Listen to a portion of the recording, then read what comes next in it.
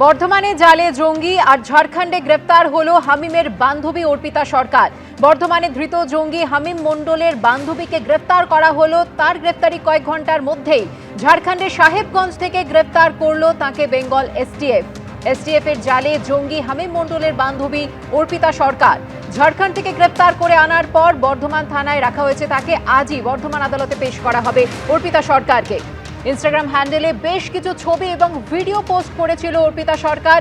দেখতেই পাচ্ছেন সেই সমস্ত ছবি।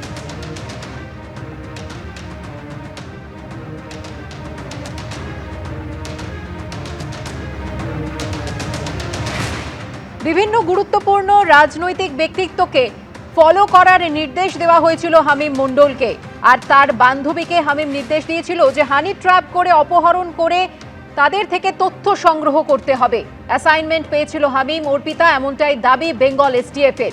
অর্পিতা সরকারের সঙ্গে পাকিস্তানের জঙ্গি গোষ্ঠীর যোগসাজশ রয়েছে এমনটাই অভিযোগ উঠেছে। একাধিক জঙ্গি কার্যকলাপে যুক্ত থাকারও অভিযোগ রয়েছে অর্পিতা সরকারের বিরুদ্ধে।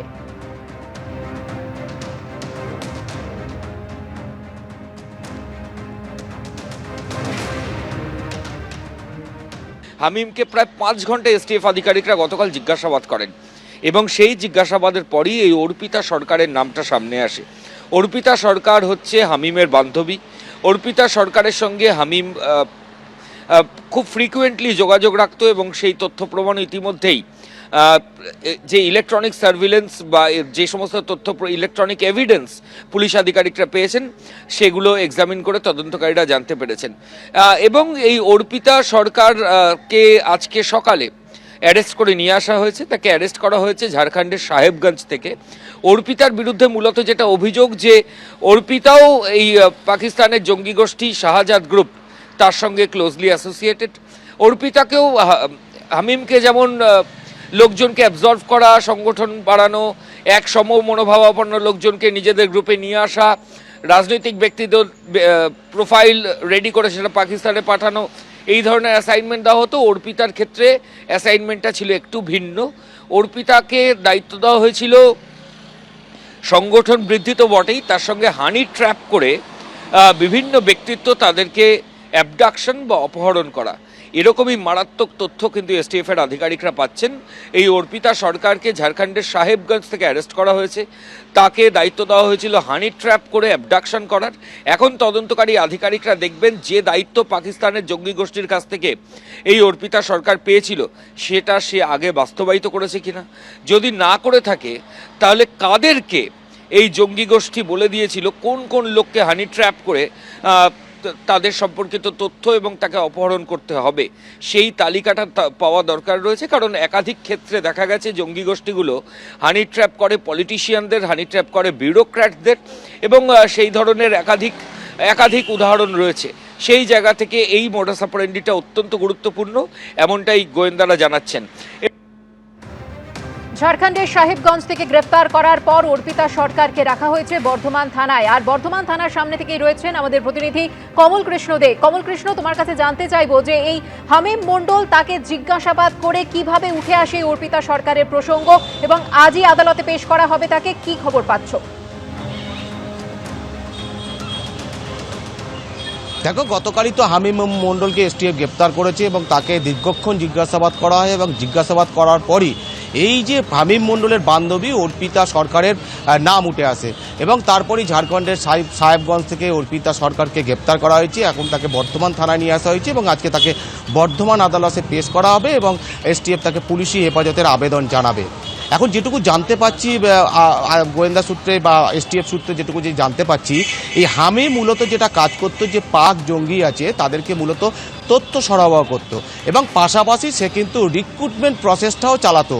এবং অর্পিতাকে সাথে নেওয়া হয়েছিল যেহেতু হামিম অর্পিতার বান্ধবী, এবং সেই সূত্রে তাকে হানি ট্র্যাপ করার জন্য মূলত ব্যবহার করা হতো বা হবে, এরকমই একটা জায়গা থেকে তাকে নিয়ে আসা হয়েছিল এই লাইনে। এবং মূলত অর্পিতার যেটা কাজ ছিল সেটা হচ্ছে যে সমস্ত পলিটিশিয়ান আছে বা হচ্ছে যে সমস্ত ব্যুরোক্র্যাট আছে, এই সমস্ত ব্যক্তিদের বা তাদের আত্মীয় স্বজন বা তাদের পরিচিত এদের সাথে যোগাযোগ করে তার সমস্ত কিছু তথ্য সংগ্রহ করা এবং সে সিকিউরিটি সংক্রান্ত বিভিন্ন রকম তথ্য সংগ্রহ করা এবং সেগুলোই সমস্ত কিছু পাক জঙ্গিদের কাছে পাঠিয়ে দেওয়া। অর্থাৎ এই দিকটা যেমন পার্ট আছে, পাশাপাশি দেশের যে নিরাপত্তা, সেই দেশের নিরাপত্তা সংক্রান্ত তথ্য পাক জঙ্গিদের কাছে তুলে দিত হামিম, এরকমই কিন্তু আমরা এসটিএফ সূত্রে জানতে পাওয়া যাচ্ছে।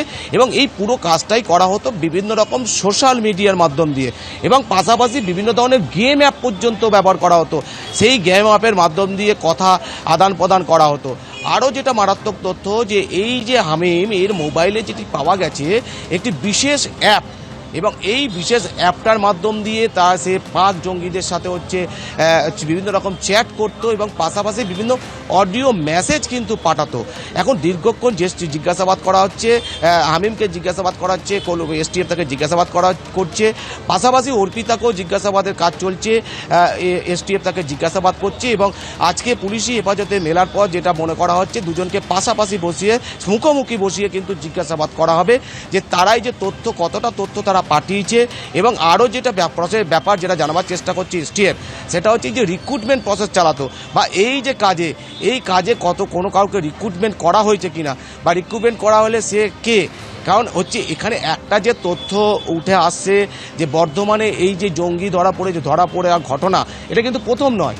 2014 সালের 2রা অক্টোবর তুমি জানো যে বিস্ফোরণে কেটে উঠেছিল বর্ধমান। খাগড়াগড়ে জঙ্গি কার্যকলাপের হদিশ পাওয়া যায় এবং সেইখানে তদন্তে নামে এনআইএ, এবং এনআইএ তদন্তে যেটা উঠে আসে সেটা হচ্ছে ভাড়াটিয়া তথ্য।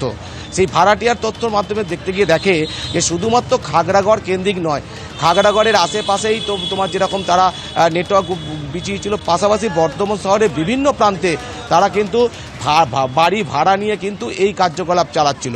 কিন্তু এখানেও যে তথ্য উঠে আসছে সেটা হচ্ছে এই রেনেসা থেকে এই যে হামিমকে গ্রেপ্তার করা হয়েছে, এখানেও যে তথ্য উঠে আসছে বাড়ি ভাড়ার তথ্য, এখানেও কিন্তু বাড়িতে থাকতো। এবং যেটুকু আমরা যিনি বাড়ি ভাড়া দেখে দিয়েছিলেন তার কাছ থেকে যেটা জানতে পেরেছি, বিগত 2 থেকে 2.5 মাসের মধ্যেই তারা এখানে ভাড়া বাড়িতে আসেন এবং তারপরেই ধরনের এই কার্যকলাপ তারা চালাচ্ছিল। এবং গোয়েন্দারা যেটা জানার চেষ্টা করছেন যে কতদিন ধরে হামিম এই তথ্য এই কাজের সাথে যুক্ত হয়েছিল এবং অর্পিতাকে এই কাজে কীরকমভাবে কবে থেকে যুক্ত করেছিল, বা তাকে হানি ট্র্যাপের মাধ্যম দিয়ে কোনো পলিটিশিয়ান হোক বা ব্যুরোক্র্যাট হোক তাদের কাছে গেছিল কিনা, বা কি তথ্য পেয়েছে। একেবারেই কমল, আর কি তথ্য উঠে আসে তাদের জিজ্ঞাসাবাদ করে সেদিকে অবশ্যই আমাদের নজর থাকবে। আপাতত তোমাকে ধন্যবাদ। আর এই গ্রেফতারি প্রসঙ্গে মুখ্যমন্ত্রী শুভেন্দু অধিকারী তিনি মন্তব্য করেছেন যে বর্ধমান থেকে কাশ্মীরের জঙ্গি গ্রেফতারের বিষয়টি সংবেদনশীল, এ নিয়ে কোনো মন্তব্য করব না। সেই সঙ্গে তিনি এও জানান যে প্রতিমন্ত্রী উমেশ রায়ও জঙ্গিদের নজরে ছিল। ইনিশিয়ালি এটা নিয়ে আমার অন্তত কিছু বলা উচিত নয়, এটা এসটিএফ ডিটেলসে বলবে। আজকে পিসি নেবে বর্ধমানে, তারপরে তাদের কাছে এলে তারা আরও ইলেকট্রনিক ডিভাইসগুলোকে অ্যাসেসমেন্ট করতে হবে। এটা তো ন্যাশনাল সিকিউরিটি, আমার একার কথা নয়। আর এই জঙ্গিদের নজর রাখা প্রসঙ্গে পুর নগর উন্নয়ন দপ্তরের প্রতিমন্ত্রী উমেশ রায় কি বলছেন, তিনি জানিয়েছেন যে মন্ত্রী হবার পরেই পাকিস্তানের এজেন্সি পরিচয় দিয়ে এসেছিল ফোন, চাওয়া হয়েছিল মোটা টাকা, ছেলেকে অপহরণের হুমকিও দেওয়া হয়েছিল। মুখ্যমন্ত্রী কেনা তারা এর আগে দাবি করেছিল যে তারাই মুখ্যমন্ত্রী আত্মসাহেবকে ওরাই মার্ডার করেছে, এরকম দাবি করেছিল। আমার কাছেও কয়েকটি থ্রেট এসছে। আমি একটাই কথা বলতে চাই যে এটা ওই পশ্চিম বাংলা নেই যেখানে জঙ্গিদের আড্ডা হতো। এটা নতুন পশ্চিম বাংলা, যার নেতার নাম হচ্ছে শুভেন্দু অধিকারী। এখন কোনো জঙ্গি, কোনো আতঙ্কবাদী, কোনো আলগাওবাদীর জন্য পশ্চিম বাংলার মাটিতে কোনো জায়গা নেই। এই ধরনের যত সন্ত্রাসবাদী গতিবিধি এখানে হবে, আমরা তাদেরকে ঠিক সময়ের মধ্যে তাদেরকে চিহ্নিত করব, ধরবো, আর তাদের বিরুদ্ধে যা করণীয় সেটা হবে।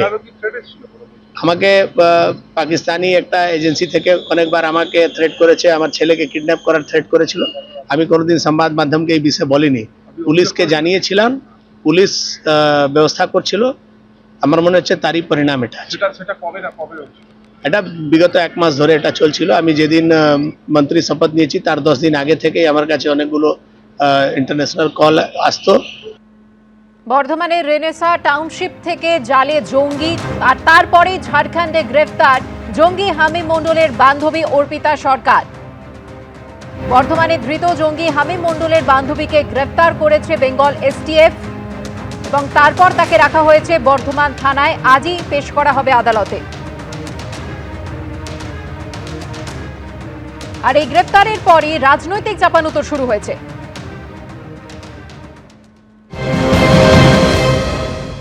নতুন যে সরকার, সেই সরকার তো রাষ্ট্রবাদী সরকার।